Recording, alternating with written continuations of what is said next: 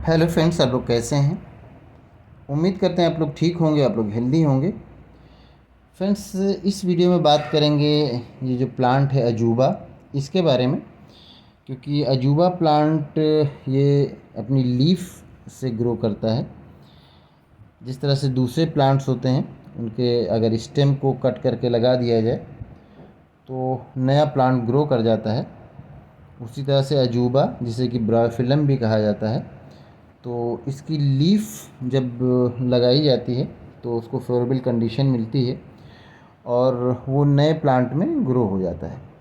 और कई बार होता है कि आप देखते हैं कि इसकी लीफ प्लांट से लगी हुई होती है और तभी भी इसमें साइड से जो नए प्लांट्स होते हैं वो ग्रो होना शुरू हो जाते हैं।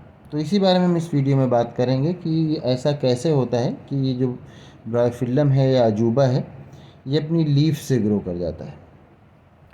तो जब अजूबा, ये जो प्लांट है, इसकी आप लीफ देखते हैं तो इसकी जो लीफ की जो मार्जिन होती है, इसकी जो मार्जिन होती है, यहाँ पर जो छोटे छोटे बड पाए जाते हैं, ऑक्सिलरी बड जिसको कहा जाता है, ये आप इसकी मार्जिन देखेंगे जब, तो उसकी मार्जिन में आपको बहुत छोटे छोटे बड दिख सकते हैं। ऐसा भी हो सकता है कि आपको क्लियर ना दिखे इस तरह से, लेकिन आपको साइड में कई बार जब ये ग्रो करते हैं तब तो बहुत क्लियर दिखता है। जब नए प्लांट में ग्रो करने लगते हैं तभी इसकी मार्जिन पर ऑक्सिलरी बड दिखता है। और ये ऑक्सिलरी बड आम तौर से दूसरे जो बहुत सारे प्लांट्स हैं उनकी लीफ में नहीं पाया जाता, जैसे कि जो रोज़ का प्लांट है उसमें नहीं पाया जाता।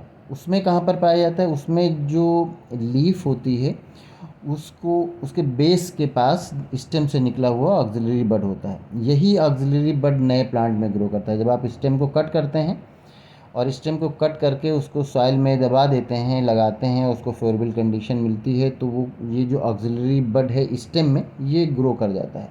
तो ये तो हम जनरली प्लांट्स में देखते हैं कि प्लांट्स का स्टेम कट किया और हमने लगाया और वहाँ से नया प्लांट निकल आया। इसी तरह से जो ये ऑक्सिलरी बड है, ये ब्रायोफिलम या अजूबा के केस में ये होता है कि ये उसकी लीफ में पाया जाता है जहाँ से वो ग्रो कर जाता है। तो दोनों में यही डिफरेंस होता है कि जो आम तौर से प्लांट्स हैं, जैसे रोज़ है, रोज़ की कटिंग तो बहुत लगाई जाती है, तो उसकी कटिंग में जहाँ पर ऑक्सिलरी बड होता है वो ग्रो होना शुरू हो जाता है नए प्लांट में, और फिर वो वहाँ से फिर वो लीफ और शूट में ग्रो कर जाता है और नीचे रूट निकल आता है। और ये जो ब्रायोफिलम है या ये अजूबा है, उसकी जो ऑक्सिलरी बड्स हैं वो इसके लीफ की मार्जिन में पाई जाती हैं। तो वहाँ पर ये जब फेवरेबल कंडीशन मिलती है तो वहाँ से ग्रो होना शुरू हो जाता है। तो इसीलिए जो अजूबा प्लांट होता है उसकी लीफ ग्रो करती हैं, जिस तरह से जो मैंगो है या आप जो रोज़ है या दूसरे जो गुड़हल वगैरह है, तो उसमें क्या करते हैं कि उसकी स्टेम आप लगाते हैं और वहाँ से स्टेम से ग्रो होता है। तो उसी तरह से जो अजूबा होता है उसकी लीफ से नया प्लांट ग्रो होता है। तो उम्मीद करते हैं ये वीडियो आपके लिए इन्फॉर्मेटिव होगी। अगर आपको इसमें किसी तरह का कोई कन्फ्यूज़न है या कोई और क्वेश्चन है तो आप पूछ सकते हैं। Thank you.